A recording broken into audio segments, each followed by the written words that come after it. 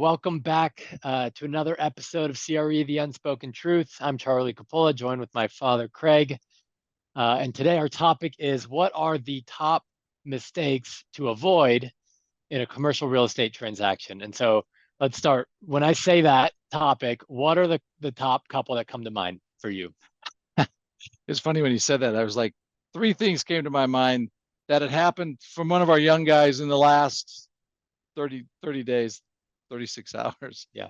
One of them, one of them is the way that we make business, the way we make money is by staying on top of our clients until they're ready to make a transaction. So I can't tell you how many brokers we've talked to at one source, how many problems we're solving with them, dropping balls. You get a sign call on your listing. You call the guy or gal back once, maybe twice, and then you drop the ball. It goes away, and then you find out they show up at another listing with somebody else and you missed it. And so dropping balls and being able to stay on top and having a system to do that, which is really the reason why we build prospects. I mean, we literally built prospects because our team was really good, but we weren't best in class. So we built this, we spent, a couple $1,000,000 to build something to allow us to not drop balls and make it easy. And so that's one way that people miss it all the time. And I can't tell you how many times it's happened to me.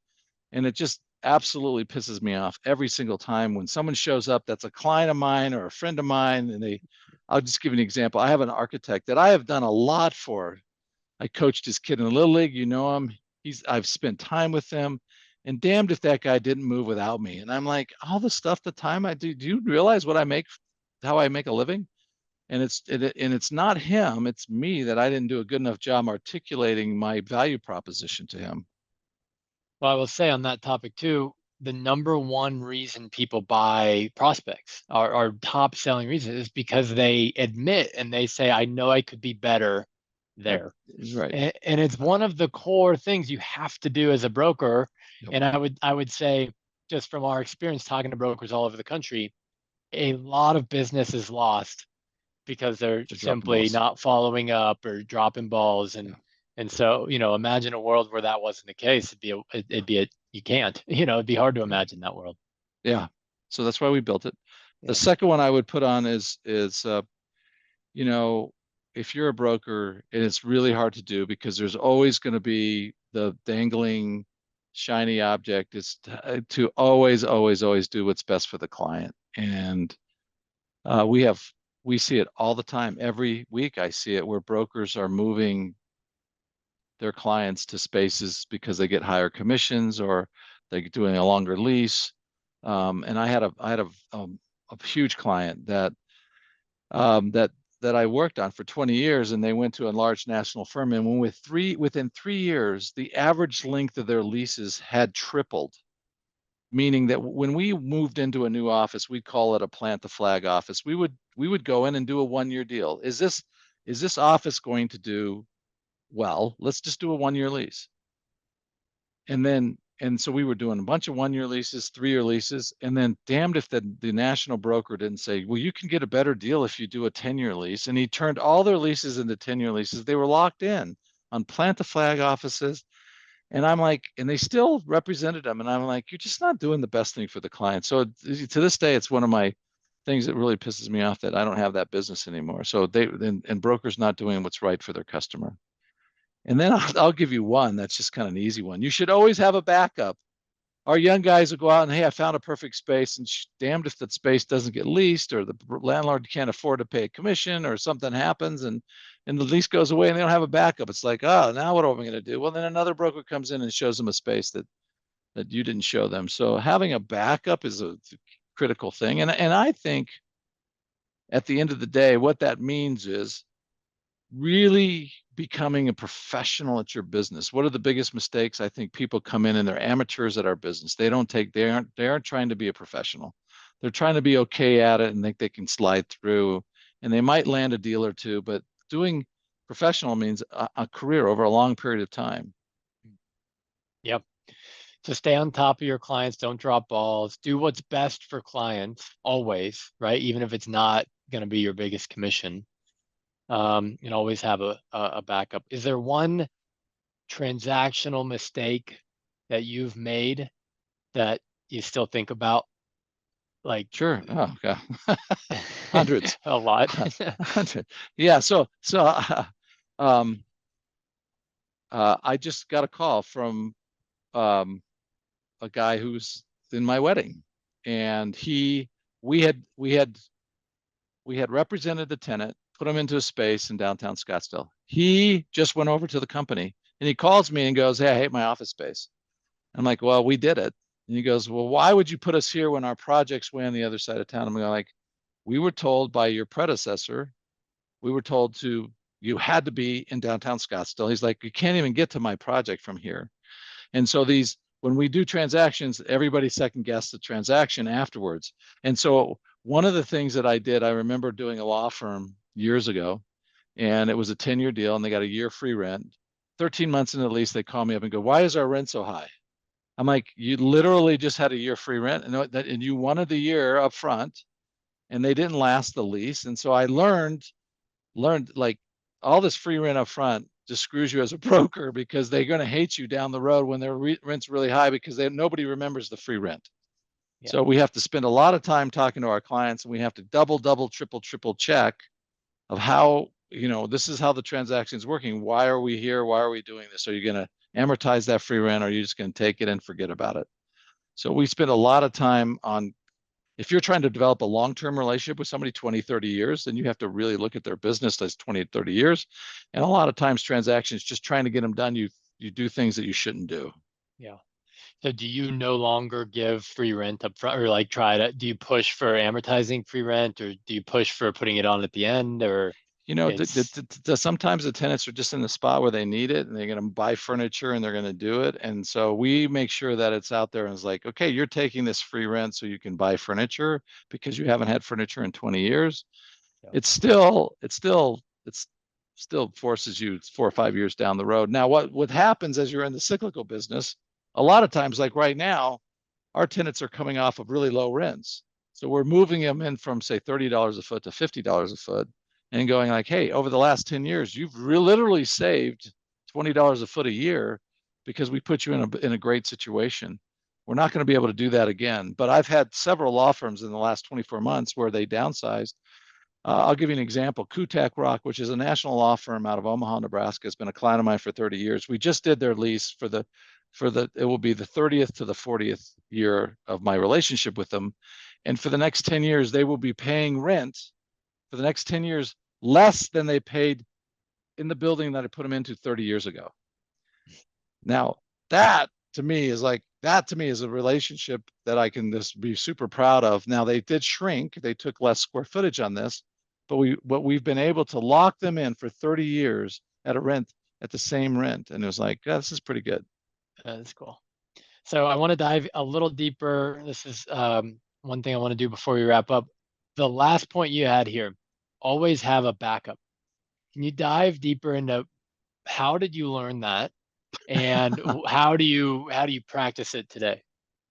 So today, what we look, when your job as a broker is to take this big wide options, people come to you and they say, "I need X amount of space and what I'm going to do," and you take the requirement down and you say, "Here's all the options," and our job is to narrow those fundings down into the perfect option for you, or the best option. While you're narrowing it down, you're making sure that you're not just cutting everybody out, because some people will go, "Okay, that doesn't work. Okay, this is the only one that I want to look at." And then I force them at that point to say, "No, it's not the only one we're going to look at. You can't make a decision based on only one. So let's look at least three, and we'll rank those." So every time we look at a building, we go, "All right, the first building, did you like that? Oh, that was okay." So you look at the second building, you go, "Which one was better, one or two?" Well, two is better than one. Okay, so number two is the first building, and then the first building we looked at's the second one, and we do that. So at the end of the day, we are wrapping up. We'll have 3 to 4 options, but they're ranked. And when we do that, then now we have the ability is like, "Hey, here's our second choice." And sometimes clients will go, "Look, the second choice didn't work. We're going to have to look at other stuff." But that's okay. What we can do now is we go, "Look, if the second option isn't a real option, then we're going to continue looking while we still try to make this other one." Because we don't want to stop. If you only have one option and you lose it, then your deal's dead. It's stopped in the water, and they start questioning whether or not you're a professional. And so I spend a lot of times with my young guys trying to trying to get them to think a little bit bigger picture than that, because they Yeah. see something and they're like, oh, this is the deal and it's going to get done. And then all of a sudden it doesn't get done. And it's like, oh, so well, now what do I do? Yeah. And is there a specific deal where that you learned that lesson, or is it a lot of them, I think I think it's a learned over a long period of time that you just, it's not that I ever lost a whole bunch of deals because the option didn't work. It's like I lost a lot of sleep because the options weren't working and I had to then scramble? Yeah. well, yeah, and like you have to take a deal you really don't want because you don't have another option. You're like, I tell them up front, you're going to back us into a corner by you only going down this way. And if they say, yeah, I know that, and this is what I want to do, it's like, okay, but I push back. And as a young broker, it's really hard to push back to your own clients. As you get crusty and older, it's easier to do that. And I do that a lot more now. It's like, I just sat in on a meeting on Friday with a tenant who's got a building. It's worth 5 million. They've got a loan on it, 13 million. And we spent an hour and a half and they were just hammering me like, why can't you sell? I'm like, I have no interest in listing this building because I can't help you. I'm really good at what I do, but I'm not good at taking a $5 million value building and selling it for 13. Yeah. And I think at the end of the day, they may or may not hire us, but they appreciate the fact that we were honest with them. And I appreciate the fact that I'm not taking any business. I'm just sticking a sign up on. Yeah. Yeah. And especially in a transitional marketplace, as the market's declining, if you take a listing that's overpriced at the start and 6 months into it, the market's even going to be further. Yeah. So you got to really watch it. Yeah. Yeah. So there's a lesson. Like there's one of the lessons. Don't take properties just because you want your sign up if you can't make anything happen with it. Yeah. And we see this all the time. Brokers, I got a new listing, and then it's like, well, how did you price that at 4 million when it's worth 2? Yeah. And you see this with Yeah. Amanda's too, where people are Yeah. taking listings. The house might be worth $1 million, but they've listed at 1.5, and they say, well, I told them I could get 1.5, so therefore that's what it's worth. It's like, no, you don't set the market. The market tells you how much it's Yeah. worth. Well, it just ends up, making you look worse because you said Yeah. you could get this price and then you can't, and then it leads to frustration from the client of like, why is it still in the market? Why are we having to drop it again? Whatever it is. Yeah. And I think those brokers who do that, they have a really tough life Yeah. because every deal they have, they're on the edge of losing the listing unless somebody walks in. They're having to go back to their clients after they've had the listing and it's, we need to drop the price. And then they tell them it's 200,000. You're like, what? That's 20%. It's like, yeah, I've noticed now the market isn't where I thought it was. It's declining in a month. Losing the deal, losing the relationship, Yeah, even if you get the deal, you don't really have the relationship, that's right. The so client's not happy, even if they yeah. sell it. Yeah, Yeah. I noticed those brokers, they aren't very happy in our business because they haven't done a good job of setting the boundaries of what they're going to accept. Yeah. And it's been interesting because Andrew Cheney, who's been with me now 22 or 23 years, he's been a proponent. Oh, because we have young guys, we take a lot of business that is kind of risky business, and we sick our young guys on it. Andrew's like, hey, we should probably start elevating those decisions, and so I'm listening to Andrew more on that. Where I was like before, I was like, early in my career, I ran with everything. I didn't take any bad listings, but I ran with every Tom, Dick, and Harry, and I Mhm. do, and I qualify better now. Yeah. Yeah. That's good. So, a couple major mistakes to stay away from. Just stop, don't drop balls, right? Get prospects. If you're dropping balls, check out prospects. Come take a demo. We'll show you. We talk to brokers all day, every day who are dropping balls and they know they could be better. They know that they could make more money. They could do more deals. They could sleep better at night. And If you're waking yeah, up in the middle of the night and saying, "Ah, damn, I should have called Charlie or Craig," your system's not in place. right. Stay on top of your clients, stop dropping balls.